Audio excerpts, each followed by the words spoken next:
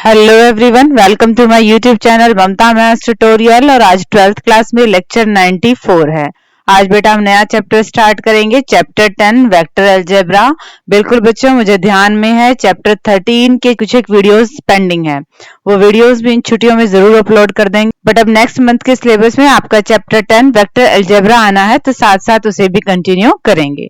तो सबसे पहले क्या है, डेफिनेशंस हैं, डेफिनेशंस देखते हैं। फर्स्ट है हमारे पास डेफिनेशन डायरेक्टेड लाइन सेगमेंट की। A portion of a straight line between two given points is called a directed line segment if we are able to distinguish these points as initial point and terminal point। देखिए directed line segment क्या होता है। ये है आपके पास line, ये हो गया लाइन सेगमेंट, और ये हो गया अब आपके पास डायरेक्टेड लाइन सेगमेंट। ठीक है, इसमें हम बता सकते हैं इस डायरेक्शन का मतलब यहां से और यहां पे जा रहे हैं। अगर ये सिंबल एरो का ऐसे है तो मतलब यहां से यहां जा रहे हैं, वो लाइन सेगमेंट जिसकी क्या हो, डायरेक्शन हो। इन फिगर में if we take A as a initial point, अगर ए को हम इनिशियल पॉइंट लें and B as a terminal point और बी को टर्मिनल पॉइंट लें, then we say that the straight line is directed from A to B. ठीक है, और इसे लिखेंगे कैसे, पहले इनिशियल पॉइंट फिर टर्मिनल पॉइंट और ये एरो का निशान। इसका मतलब क्या होगा, directed line segment from A to B. Next definition है हमारे पास स्केलर्स की। देखिए वो क्या होते हैं। तो नेक्स्ट डेफिनेशन है हमारे पास स्केलर्स की। A quantity which has magnitude only and no direction is called a scalar. एक क्वांटिटी जिसका सिर्फ मैग्नीट्यूड हो, परिमाण हो, डायरेक्शन कोई दिशा ना हो, उसे हम क्या कहते हैं, स्केलर कहते हैं। जैसे कि लेंथ, कितनी लंबाई है, ठीक है, टेम्परेचर, इतना टेम्परेचर है, यहाँ पे किसी डायरेक्शन की बात नहीं हो रही है, तो ये हमारे पास स्केलर क्वांटिटीज हैं। सिमिलरली वेक्टर किसको कह देंगे, एक quantity which has both magnitude and well as direction is called a vector quantity. Vector quantity हम कह देंगे उसे जिसका मैग्नीट्यूड भी हो, जिसका कुछ परिमाण भी हो, जिसे माप भी सके, कंपैरिजन कर सके, लार्जर है, स्मॉलर है अदर क्वांटिटी से, साथ ही साथ उसकी डायरेक्शन भी हो। फॉर एग्जाम्पल फोर्स जब हम लगाते हैं तो किसी न किसी डायरेक्शन, दिशा की बात होती है, तो ये आपके पास वेक्टर क्वांटिटी है। साथ डिस्प्लेसमेंट, विस्थापन, ये भी किसी न किसी डायरेक्शन, दिशा में होगा, तो ये आपके पास क्या है, वेक्टर क्वांटिटी है। एक नोट है हमारे पास, अभी अभी हमने बात की थी डायरेक्टेड लाइन सेगमेंट की, वो भी एक वेक्टर है। क्यों? क्योंकि इसकी डायरेक्शन है, और जहां भी डायरेक्शन की बात होती है वो एक वेक्टर क्वांटिटी होगी। अब इसे लिखेंगे कैसे, ए बी के ऊपर एरो लगा देंगे और पढ़ेंगे वेक्टर ए बी, या फिर इसे ए का नाम दें, उसके ऊपर एरो है, तो इसे हम क्या पढ़ेंगे, वेक्टर ए। तो नेक्स्ट एक नोट है हमारे पास, सपोर्ट और सेंस। सपोर्ट किसे कहते हैं और सेंस किसे कहते हैं। Support is the unlimited line of which the directed line is a portion. Directed line जिस लाइन का पोर्शन था, हिस्सा था, उस कंप्लीट लाइन को हम क्या कह देंगे, सपोर्ट कह देंगे। और जब बात करें सेंस की, तो सेंस कहां से होती है, इनिशियल पॉइंट से लेकर टर्मिनल पॉइंट तक होती है। अगर यहाँ पे हम बात करें ए बी वेक्टर की, तो sense is from A to B, और अगर बी ए वेक्टर की बात करें तो sense is from B to A. ध्यान रहे कि ये दोनों इक्वल नहीं है, दीज आर अपोजिट वेक्टर्स। ठीक है, नेक्स्ट मेन डेफिनेशन है हमारे पास, मैग्नीट्यूड और लेंथ ऑफ ए वेक्टर क्या होता है, देखिए जरा। नेक्स्ट डेफिनेशन है मैग्नीट्यूड और लेंथ, लेंथ भी बोल देते हैं। The magnitude or modulus or length of a vector AB is the length measured between A and B and is denoted by AB जो है उसके साथ क्या लग जाता है, मॉडुलस लग जाता है। और अगर इसको हम A वेक्टर से डिनोट करते हैं तो A के साथ मॉडुलस लग जाता है। वेक्टर की length A B, the vectors A to B और B to A have the same magnitude। अब लेंथ की बात करें तो लेंथ तो इन दोनों के बीच की सेम रहेगी, although they have different opposite directions, चाहे इनकी डायरेक्शंस क्या हैं, अलग अलग है। ठीक है। मैग्नीट्यूड यहाँ पे लेंथ क्या रहेगी, सेम रहेगी वेक्टर ए बी की, या फिर कह सकते हैं वेक्टर बी ए की। Note, since the length is never negative, length कभी भी नेगेटिव नहीं होती, तो अगर आपके पास इस तरह की नोटेशन है तो उस नोटेशन का कोई मीनिंग नहीं है, क्योंकि लेंथ क्या होगी वेक्टर की, always a positive quantity. Next एक और डेफिनेशन है आपके पास पोजीशन वेक्टर की। देखिए जरा पोजीशन वेक्टर्स क्या होते हैं। Position vector, consider a point P in space, space में कोई भी पॉइंट P ले लीजिए और इसके कोऑर्डिनेट क्या लिए हमने, x y z लिए हैं with respect to origin. Then the vector OP, vector OP इसका क्या मतलब है, O क्या है इनिशियल पॉइंट, P क्या है टर्मिनल पॉइंट है। अगर ऐसा लिखा हुआ है OP तो हम इसे कैसे पढ़ेंगे, position vector of P with respect to O। ठीक है, position vector of P with respect to O, OP vector, और यहाँ पे लेंथ की बात हो रही है तो मैग्नीट्यूड लगा दिया है। अगर इसे R से डिनोट करते हैं तो ये कैसे निकलेगा, एक तरह से ये हमारे पास डिस्टेंस फॉर्मूला ही लगा हुआ है, x माइनस 0 का स्क्वायर प्लस y माइनस 0 का स्क्वायर प्लस z माइनस 0 का square under the root, modulus लिखा हुआ है, मतलब हमने इस वेक्टर की लेंथ निकाली है। ठीक है, पोजीशन वेक्टर का मतलब अगर ऐसे लिखा हुआ है तो पोजीशन वेक्टर है ये। नोट है देखिए, the position vectors of point A B C और भी हो सकते हैं विद रिस्पेक्ट टू ओरिजिन। जब हम क्वेश्चंस करेंगे तो हर बार हम ऐसे ही डिनोट करेंगे उनको कि ओ ए को वेक्टर ए मानने की कोशिश करेंगे, ओ बी को वेक्टर बी, ओ सी को वेक्टर सी, इस तरह से हम इन्हें डिनोट करने की कोशिश करेंगे। ठीक है बच्चे, ये पोजीशन वेक्टर हमने किया कि पोजीशन वेक्टर अगर ऐसे लिखा हुआ है तो इसका मतलब A B is the position vector of B with respect to A. ठीक है, अब नेक्स्ट डेफिनेशन है हमारे पास डायरेक्शन कोसाइंस की। हालांकि वो अभी आपके पास नेक्स्ट चैप्टर में आने हैं, बट यहाँ पे आपकी बुक में डेफिनेशन इंक्लूड है तो वो भी देख लीजिए। डेफिनेशन है हमारे पास डायरेक्शन कोसाइंस की। Consider the position vector OP या फिर वेक्टर R कह देते हैं of a point P, the angles alpha beta gamma are made by the vector R with the positive direction of x, y and z axis respectively are called its direction angles। अब हमारे पास तीन angles है, alpha beta और gamma. X axis की positive direction के साथ ये जो वेक्टर एंगल बनाता है ये एंगल है अल्फा, y की पॉजिटिव डायरेक्शन के साथ ये वेक्टर जो एंगल बना रखा है ये है बीटा, और इस वेक्टर r ने z की पॉजिटिव डायरेक्शन के साथ जो एंगल बना रखा है वो है गामा। इस अल्फा बीटा और गामा को हम कहते हैं डायरेक्शन एंगल्स, और अगर इनके साथ कॉस लगा दिया जाए तो ये बन गए डायरेक्शन कोसाइन। किस वेक्टर के, वेक्टर R के। हम इन्हें किन से डिनोट करते हैं, L, M और N से। ठीक है बेटा, तो ये हमारे पास डायरेक्शन कोसाइन है। इससे ही रिलेटेड एक डायरेक्शन रेशियो और है, वो देखिए। तो अभी तक हमने क्या पढ़ा, एक्स एक्सिस की पॉजिटिव डायरेक्शन के साथ कोई वेक्टर अल्फा एंगल बना रहा है, वाई एक्सिस की पॉजिटिव डायरेक्शन के साथ कोई बीटा, और जेड एक्सिस की पॉजिटिव डायरेक्शन के साथ गामा एंगल बना रहा है, उनको डायरेक्शन एंगल्स बोलते हैं, और उनके साथ अगर कोसाइन लगा दिया जाए तो वो डायरेक्शन कोसाइन हो जाते हैं। ठीक है, और इन्हें हम किससे डिनोट करते हैं, एल, एम और एन से। इसी के साथ एक रिजल्ट और है, L square plus M square plus N square equal to 1। ठीक है, ये बहुत इंपॉर्टेंट रिजल्ट है। अब देखिए जरा ये फिगर एक्चुअल में बन कैसे रही है। हमने कहा ना कि एक्स एक्सिस की पॉजिटिव डायरेक्शन के साथ अल्फा एंगल बना रहा है, तो वो इस तरह से बनेगा। ठीक है, यहाँ पे अगर हम देखें तो कॉस अल्फा क्या बनेगा हमारे पास, बेस अपॉन हाइपोटेन्यूज। बेस ये लेंथ हमारे पास x है, वेक्टर की लेंथ हमारे पास क्या है, r है।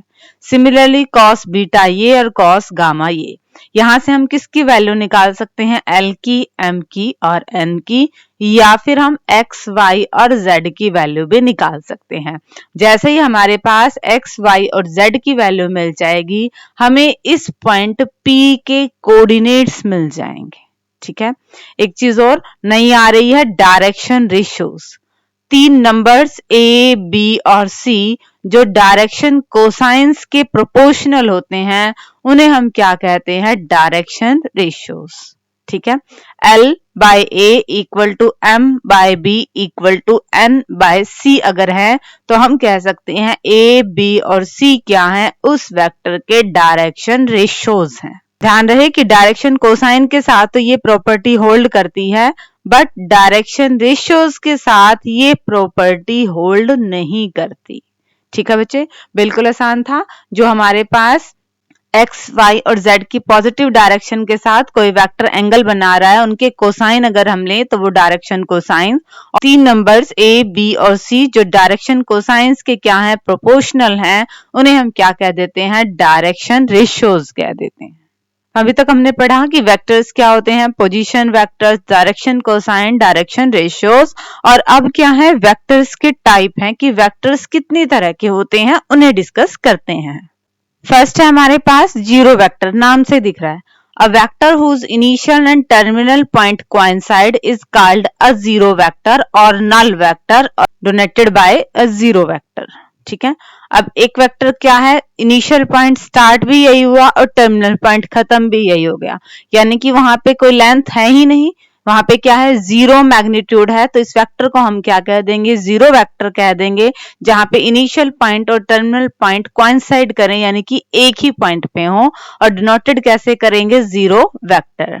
The vectors A B B, यानी कि ए से ही स्टार्ट हुआ और ए पे ही खत्म हो गया, तो ये क्या है? आपके पास जीरो वेक्टर्स है। नेक्स्ट डेफिनेशन है unit vector. A vector whose magnitude is unity is called a unit vector। एक वेक्टर जिसकी लेंथ यूनिटी आए उसे हम क्या कहेंगे? यूनिट वेक्टर कहेंगे। The unit vector in the direction of A given by vector A is denoted by. अगर ए के ऊपर कैप, अगर वेक्टर के ऊपर कैप लग जाती है तो इसका मतलब ये सिंपल वेक्टर नहीं है, ये ऐसा वेक्टर है जिसका मैग्नीट्यूड, जिसकी लेंथ यूनिटी है, ये यूनिट वेक्टर है। नेक्स्ट, को इनिशियल वेक्टर्स। देखिए नाम से ही पता लग रहा है, two or more vectors having the same initial point are called coinitial vectors.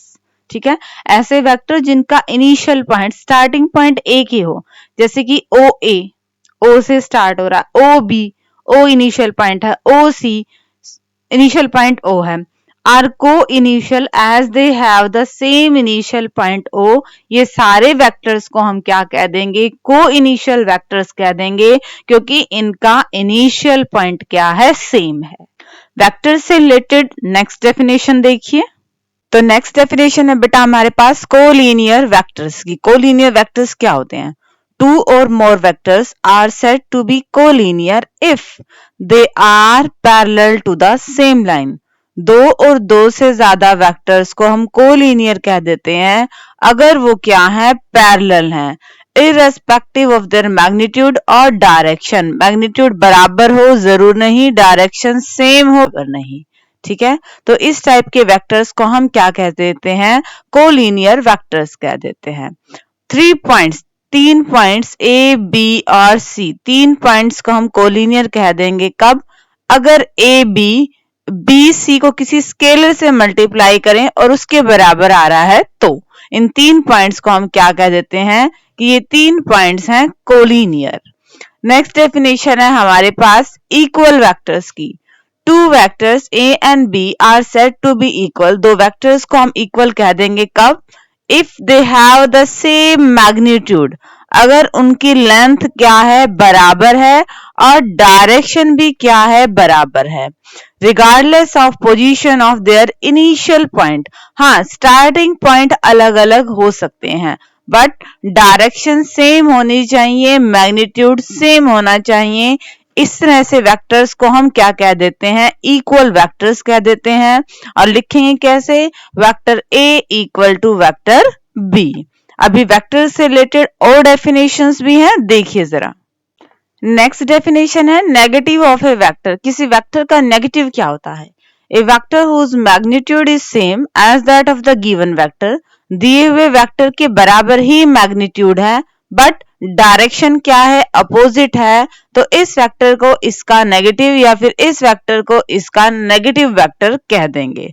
लिखेंगे कैसे, B A equal to minus में ए बी, ये डायरेक्शन चेंज हो रही है ना, यहाँ पे ए से बी है, यहाँ पे बी से ए है, और ये इक्वल कब होंगे, जब एक के साथ क्या लग जाए, नेगेटिव का साइन लग जाए। ठीक है, तो ए vector whose magnitude is same as that of the given vector but direction is opposite is called negative of given vector। और नेक्स्ट डेफिनेशन है फ्री वेक्टर्स की, नाम से पता लग रहा है, vectors whose initial points are not fixed are called free vectors। ऐसे वेक्टर्स जिनका initial point, starting point fix नहीं है, उन्हें हम क्या कह देंगे, फ्री वेक्टर्स कह देंगे। Vector A which can be represented by any of the directed line segment whose length are equal, length बराबर होनी चाहिए, and are in the same direction, direction भी सेम होनी चाहिए, is known as free vectors। उन्हें हम क्या कह देंगे, फ्री वेक्टर्स कह देंगे। मान लो ये है आपके पास वेक्टर, ठीक है, अगर इस वेक्टर को हम यहां लिख दें, इस वेक्टर को हम यहां लिख दें, ठीक है, डायरेक्शन सेम रखनी है, लेंथ भी सेम रखनी है, बस पोजीशन इनिशियल पॉइंट चेंज कर दें तो ये सेम वेक्टर है, तो इन्हें हम क्या कहते हैं, फ्री वेक्टर्स कह देंगे। इस पूरे चैप्टर में हम जिन वेक्टर्स के साथ डील करेंगे वो फ्री वेक्टर्स होंगे, मतलब हम स्टेटमेंट के अकॉर्डिंग कहीं भी उस वेक्टर को ड्रॉ कर लेंगे। तो ये तो थी बेटा डेफिनेशंस, और अब डिस्कस करते हैं एक्सरसाइज 10.1 के एग्जांपल्स को। एग्जांपल्स देखिए बेटा, first example, represent graphically a displacement of 40 km 30 degree west of south. South से वेस्ट की तरफ 30 डिग्री में 40 किलोमीटर की डिस्प्लेसमेंट विस्थापन को ग्राफिकली ग्राफ से दिखाइए। आपको यहाँ पे ग्राफ बनाना है, तो पहले हम क्या करें, साउथ है तो डायरेक्शंस बना लें। ये हमने डायरेक्शन बना ली, इधर ईस्ट होती है, इधर वेस्ट, इधर नॉर्थ और इधर साउथ। साउथ से जाना है 30 डिग्री वेस्ट की तरफ, तो ये साउथ से 30 डिग्री का एंगल लिया, ये हमारा क्या हो गया, वेक्टर हो गया 30 डिग्री के एंगल पर साउथ से वेस्ट की तरफ। और अब जाना कितना है, 40 किलोमीटर है, तो अंदाजे से हमने ये स्केल ले लिया 10 किलोमीटर का, तो 10, 20, 30 और ये पॉइंट हमारे पास क्या आ गया, 40 किलोमीटर पे। तो वेक्टर OP रिप्रेजेंट कर रहा है डिस्प्लेसमेंट 40 किलोमीटर की, कहां पे, 30 डिग्री वेस्ट ऑफ साउथ। सिर्फ ग्राफ बनाना था यहाँ पे। अब डिस्कस करते हैं एग्जांपल सेकंड, जहां पे डिफरेंट डिफरेंट मेजर्स को हम बताएंगे कि ये स्केलर्स हैं या वेक्टर्स हैं। एग्जांपल 2, 5 सेकंड, 5 सेकंड्स यहाँ पे एक मेजरमेंट है, यहाँ पे मैग्नीट्यूड है बट डायरेक्शन नहीं है, तो ये स्केलर क्वांटिटी है। 1000 सेंटीमीटर क्यूब, सेंटीमीटर क्यूब है तो ऑब्वियसली ये वॉल्यूम है, और volume is a scalar quantity.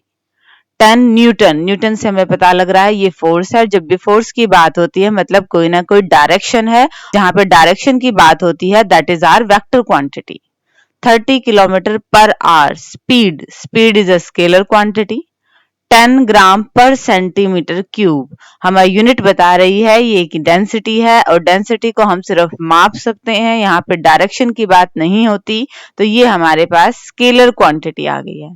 20 metre second towards north, यहाँ पे देखिए आपको डायरेक्शन दे रखी है, और जैसे ही डायरेक्शन आ जाती है that is our vector quantity. और अब डिस्कस करते हैं आज के लेक्चर का last example. Example third, in figure, ये फिगर आपको दे रखी है, which of the vectors are, इनमें से कोलिनियर वेक्टर कौन से हैं, इक्वल वेक्टर कौन से हैं, और को इनिशियल वेक्टर कौन से हैं। तो बेटा ये वेक्टर्स हम तभी बता पाएंगे जब हमें इनकी डेफिनेशंस पता होंगी। तो बात करते हैं सबसे पहले कोलिनियर वेक्टर्स की। ऐसे वेक्टर्स को हम कोलिनियर वेक्टर्स कहते थे जो किसी पर्टिकुलर एक लाइन के पैरेलल हो, चाहे उनकी डायरेक्शन कोई भी हो और मैग्नीट्यूड कोई भी हो।